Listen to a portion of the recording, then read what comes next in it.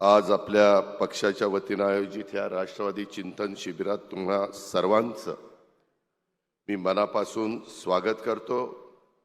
राष्ट्रवादी काँग्रेस पक्षाचा अध्यक्ष म्हणून आज माझं एक मनापासून मला समाधान वाटतंय, मन भरून आलेलं आहे। या सभागृहात जवळपास 550 वरिष्ठ पदाधिकारी, नेते, सहकारी उपस्थित आहेत। मी आजूबाजूला मगाशी देखील प्रफुल्लभाई आपले विचार मांडत असताना मी थोडासा बाहेर गेलेलो होतो आणि त्यामध्ये आजूबाजूला ज्यावेळेस बघतो ती मला गर्दी दिसत नाही, तर मला माझ्या परिवारातले सगळे सदस्य त्या ठिकाणी पाहायला मिळतात। ते सदस्य मी पाहतो, तुमच्या प्रत्येकाच्या पाठीशी आता isakal.com आहे देशातील नंबर 1 ची मराठी न्यूज वेबसाईट। प्रत्येक अपडेटसाठी isakal.com ला नक्की भेट द्या। आज लोक उभे आहेत आणि तुम्हा सर्वांच्या उपस्थितीमुळे मला नव्या उमेदीनं, नव्या आशेनी पुढे जाण्याची ताकद ही त्या ठिकाणी मिळणार आहे। हजारो कार्यकर्ते, हजारो सहकारी हे प्रत्येकाच्या पाठीशी उभे आहेत आणि हे जर रूपांतर आपल्याला पुढच्या काळामध्ये लाखांच्या मध्ये करायचं आहे आणि त्याकरता राष्ट्रवादी काँग्रेस पक्षाची भूमिका काय, विचारधारा काय, पुढं आपण कशा पद्धतीने गेलं पाहिजे, याकरता हे चिंतन शिबिर आहे। मित्रांनो, इथं भुजबळ साहेब आहेत, प्रफुल्लभाई आहेत, दिलीप वळसे पाटील साहेब आहेत, नवाबभाई आहेत, अनेक बरेच वर्ष समाजकारण, राजकारण करणारे मान्यवर इथं आहेत।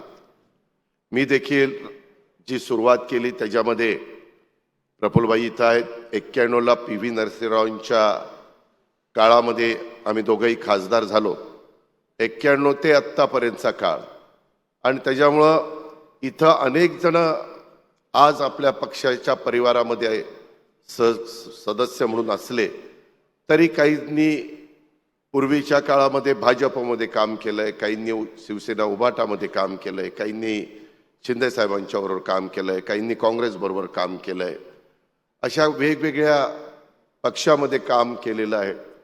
परंतु आता एक समविचारी पक्ष किंवा सर्व धर्म समभाव मानणारा पक्ष म्हणून आपल्या पक्षाची ओळख ही आपण केलेली आहे। माझ्या आधी पण बऱ्याच मान्यवरांनी सांगितलं, शिवशाहू आंबेडकरांची विचारधारा घेऊन मित्रांनो आपण पुढे चाललेलो आहे। आज मी पण माझ्या आयुष्यामध्ये आत्तापर्यंत बरीच शिबिरं बघितली। एकत्र काँग्रेसमध्ये असताना शिबिर बघितलं, त्याच्यानंतरच्या काळामध्ये राष्ट्रवादी काँग्रेसमध्ये आपण 10 जून 1999 ला या पक्षाची शिवाजी पार्कच्या मैदानामध्ये स्थापना झाल्यानंतर देखील त्या शिबिरं कशी चालायची तेही बघितलं। त्याच्यानंतर काही राजकीय वेगळी समीकरणं बदलली, त्याला जवळपास 2 वर्ष झालेली आहेत आणि त्याच्यानंतरच्या काळात आपण पण एक शिबिर पार पाडलं, ते म्हणजे आपल्या शिर्डीला। आताही नागपूरला शिबिर पार पाडलं जातंय उपराजधानीमध्ये। ही जागा का निवडली त्याच्याही बद्दलचा उल्लेख माझ्या आधीच्या मान्यवरांनी केलेला आहे।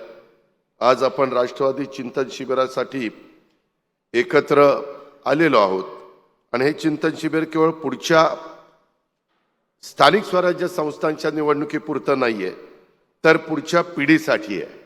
आणि म्हणून तुम्ही सगळ्यांनी आजपर्यंतची जी शिबिरं पाहिली त्यापेक्षा आजचं शिबिर थोडंसं वेगळ्या पद्धतीचं आहे, ते तुम्हाला दिवसभरामध्ये लक्षामध्ये येईल।